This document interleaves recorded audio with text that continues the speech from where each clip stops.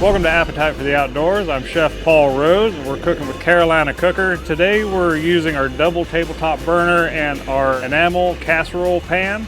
Hashbrown Casserole is what we're doing today. A little creamy, a little crunchy, so we're gonna go ahead and get started. So what you're gonna wanna do is you're gonna wanna take your butter, throw it right here in the pan. So you wanna add your onions now. And we're gonna go ahead and add in our garlic. All right, now we're gonna go ahead and add in our flour. What this is gonna do is gonna make a roux.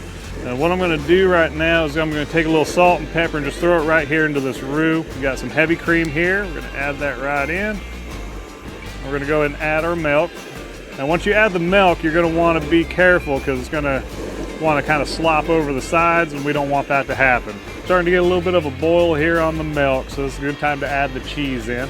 And just mix everything together, and then we're gonna go ahead and add in half of our hash browns. Then I'm gonna take a little more of my salt and pepper, and we're just gonna roll it here on top. We're gonna add the remainder of the potatoes. We're gonna finish it off with the cheese.